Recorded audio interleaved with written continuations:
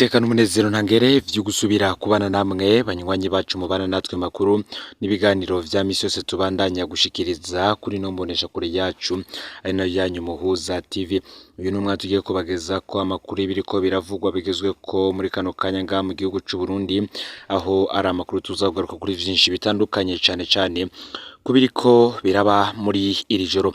Na amakuru tuzaguruka hanini ko yariko ararabana na politike y'imbere mu gihugu c'u Burundi, tuze kubabwira ibiriko biraba muri kano kanya. Ni mu gihe hariko harakorwa inama n'imirwi igiye itandukanye, ari nako kwa Ntare Rushatsi abera izindi nama. Nanone akaba ari inama zihamagarwa gihutihuti, bamwe batanabanje kubwirwa ivyo bagiyemwo. Bamwe bati President General Evariste Ndayishimiye yoba ari mu bibazo bikomeye cyane nyuma yo kutumvikana na bamwe mu bagabo bakomeye cyane muri politike y'igihugu c'u Burundi. Nako kandi muri ano makuru tuza kugaruka kuri umwe mu bagabo ahejeje gufatwa n'umuriyetona Colonel akaba mujanye mu biro bikuru bijejwe iperereza mu gisagara ca Bujumbura, aho anatanguye gutabarizwa na bamwe mu baharanira agateka kazina muntu bavuga ko isaha n'isaha ashobora kwicwa. Ese iki kibazo gishobora kwicisha uyu mugabo atwawe n'umuriyetona Colonel mu biro bikuru vy'iperereza ry'u Burundi cyoba ari ikihe? Gusa tugarutse imbere gato, muri bamwe bari mu butegetsi bwa President Evariste Ndayishimiye harimwo abagirizwa gukorana n'abahunze igihugu batanga amakuru. Aba bari mu bitwa basumyi burusaku, akaba kandi bibaye mu gihe hari intambara idasanzwe irimwe imbere mu mugambwe CNDD FDD. Ngaho Reverien Ndikuriyo, ngaho umushikiranganje wa mbere General Gervais Ndirakobuca, ngaho twari ibiro bikuru vy'igisirikare General Prime Niyongabo. Izo zose ni intambara General Evariste Ndayishimiye ari karagwana, mu gihe bamwe ku butegetsi bwe avuga yuko yoba afise benshi bamubeshabesha bavuga yuko bari kumwe nawe kandi baramutaye kuva kera. Tugarutse kandi ku bimaze iminsi bivugwa bibera mu biro vy'umukuru w'igihugu, bamwe bati umutambukanyi w'umukuru w'igihugu n'ubundi arasigaye afise ububasha busumvya ubwo amategeko ahereza abakozi bakorera muri ibi biro. Dufatiye akarorero kubikorwa ku mushikiranganje wa mbere Gervais Ndirakobuca. Turaza kugaruka kandi ku kibazo c'umwe mu bajenari bamye bakomeye nga mu gihugu c'u Burundi, ndetse anagifatwa nk'intwari ya benshi, ari we General Godefroid Niyombare yahunze igihugu mu mwaka w'ibihumbi 2015. Uyu nawe akaba ngari muri bamwe bariko batera President Evariste Ndayishimiye kutaryama ngo asinzire mu ijoro, kuko ngo nawe ari mu bibazo afise kuri ubu muri ubu butegetsi bwe bwa manda ya mbere ariko atwara u Burundi. Aya kandi turaza kuyahuza n'ubundi n'inyandiko zagiye zirakwirakwizwa mu minsi iheze zivuga yuko President Evariste Ndayishimiye hariko haraba amanama yoba ariko arakoreshwa mu kinyegero mu gihugu cose, amanama yoba ariko ateguza abagumya banga kwikurako President Evariste Ndayishimiye. Ese koko vy'ukuri bamwe mu basendede FDD bagumya banga bakomeye cane muri uyu mugambwe barahaze President Evariste Ndayishimiye? Ese kuki baba bashaka kumwikura ko? Mu nama yabereye ku biro vy'umukuru w'igihugu ku Kirimba havugiwemwo vyinshi, hapfunditswemwo vyinshi, ari navyo vyatumye bamwe batangura kuja gupfungirwa mwiperereza. Vyonda subscribe canke sabone niba utari wafyina ko kugira ngo tuzucikanwa nayo dushikiriza, usangize hano makuru bagenza aho baherereye hose kugira ngo nabo baje bashikirwa n'abiriko biravugwa bigezweho nga mu gihugu c'u Burundi, hanze imbezi igihugu c'u Burundi ndetse no makungu ya kure. Nkwaye kaze mwidonido yano makuru. Ni inama zidasanzwe ziriko zirakorwa mwijoro no ku murango, ariko zikakorwa mwibanga rikomeye cyane, zikozwe kandi n'ibihangange vyo mugambwe CNDD FDD. Mbere ko tugaruka gato ku biba biriko biravugwa ko muri zino nama, reka tubanze tubabwire ko ngo mu myaka President Evariste Ndayishimiye amaze 3 n'igice akoresha inguvu ziwe kugira ngo atahane General Godefroid Niyombare. Godefroid Niyombare yararungitswe ko intumwa nyinshi kumurondera ariko biranka. Ubu naho ariko yambikwa ibinyoma vyose bishoboka. Ndayishimiye ngageze ku rugero rwo guheba inyungu zihambaye cyane no kwinjira mu ntambara n'ikindi gihugu arondera Godefroid Niyombare. Ni mu gihe iyi ntambara President Evariste Ndayishimiye ariko arinjiramwo n'ikindi gihugu bivugwa yuko n'ubundi ataho iriko ira aba bamwe mu bagumyabanga bakomeye cyane mu mugambwe CNDD-FDD batariko barayumva. Bamwe bati ariko nubwo Perezida Evariste Ndayishimiye yanga guhanurwa, yarabwiwe kenshi yanka kumva bamwe bamugira inama. Amasoko kandi akavuga ko muri leta kugira ngo Perezida Evariste Ndayishimiye abandanye ubutegetsi bwiwe bukomeye, yoba agiye kugarukana abantu bamye bakomeye mu butegetsi bwa Perezida Nkurunziza, aho hariko haravugwamwo Wirinyamitwe aserukira Burundi Addis Abeba mu gihugu ca Ethiopia. Si ibitusa gutinda ko muri ano makuru gusa, nanone tugiye kugaruka n'ubundi kwezi njyane ziri muri CNDD-FDD. Perezida Evariste Ndayishimiye yarashatse kwikurako bamwe mu bihangange bihambaye cyane kuri ubu butegetsi bwiwe, harimwo nk'umushikiranganje wa mbere Gervais Ndirakobuca ndetse n'urongoye ibiro bikuru vy'igisirikare General Prime Niyongabo. Aba bose ico bahuriza ko nuko ngo Perezida Evariste Ndayishimiye yashatse kubogoza Prime Niyongabo, ariko n'ubundi umushikiranganje wa mbere akavyanka.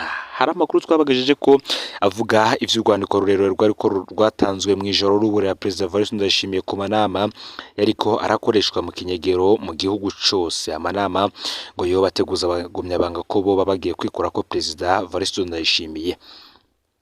Urwo n'urwandiko rwahereye ku manama yoba yaramaze imisi akorerwa mu Kirundo na Ngozi, hakavugwa n'indongozi zayakoresheje. Urwo rwandiko rukavuga kandi ku ikoraniro kaminuza rya CNDD-FDD ryari kubera i Gitega nyuma y'igikorane giherutse, rukemeza kandi ko hariho ivyo Perezida Evariste Ndayishimiye yari yateguye, abo yabibwiye babimwankira muri urwo rwandiko. Kuri uno munsi hari inama iriko iraba, inama iriko irakoreshwa na Perezida Evariste Ndayishimiye ayikoresheje ababuramatari barongoye intara zose mu gihugu. Bamwe bakanavuga ko ivyavuye muri urwo rwandiko rwarongejwe Perezida Evariste Ndayishimiye ku biro vyiwe kwa Ntare i Gitega ku mugwa mukuru wa politike w'u Burundi, vyoba bifise aho bihura n'ivyari muri urwo rwandiko.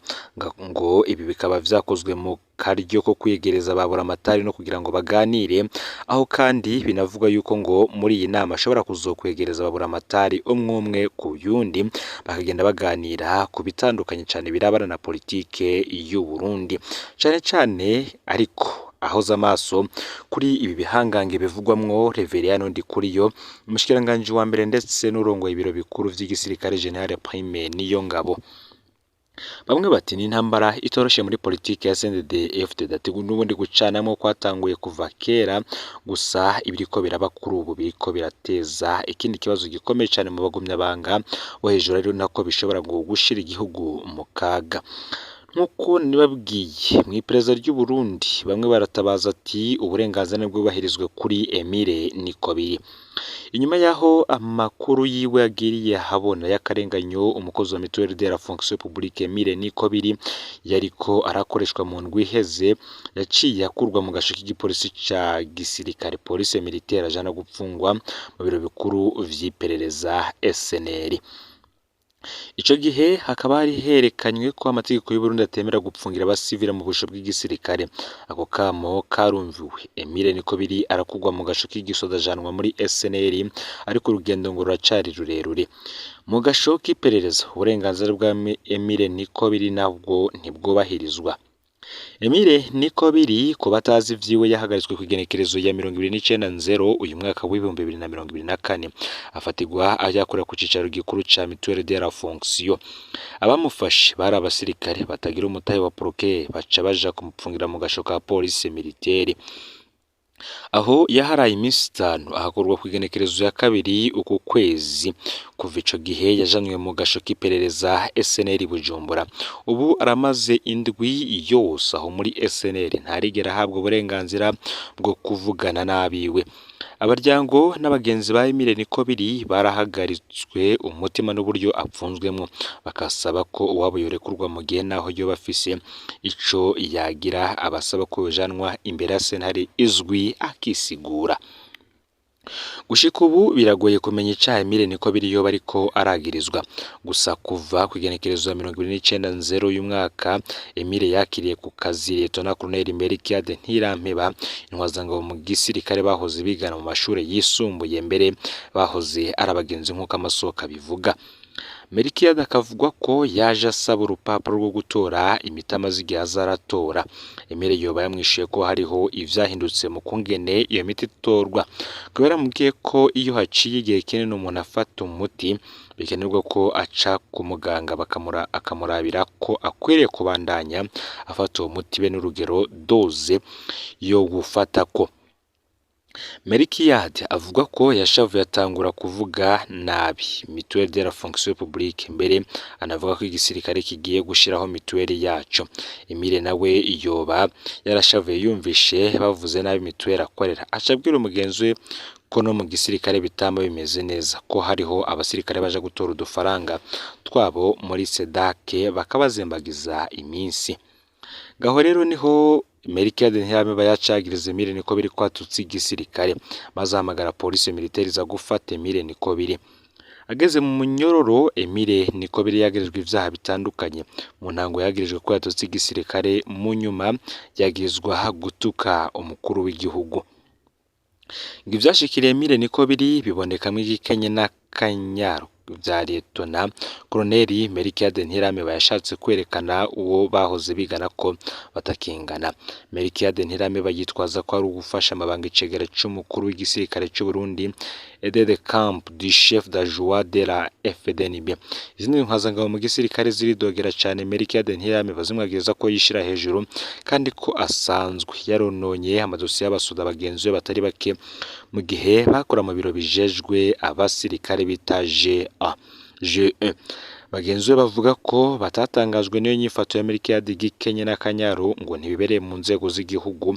Emile niko biri natunganirizwe. Akayanga akaba ariyo makuru yaragezwe ko muri kano kanya ariko aravugwa no mu gateka kazina muntu. Fyonde subscribe canke sabone niba utari wafyonda ko kugira ngo utojucikanwa nayo dushikiriza, uyasangiza bagenzi bawe kandi aho bari hose kugira ngo nabo batoja bacikanwa nayo biriko biravugwa bigezwe ko ngaha mu gihugu c'u Burundi, hanze y'imbizi igihugu c'u Burundi ndetse no makungu ya kure. Ni Umuhoza TV, Imana ibahezagire.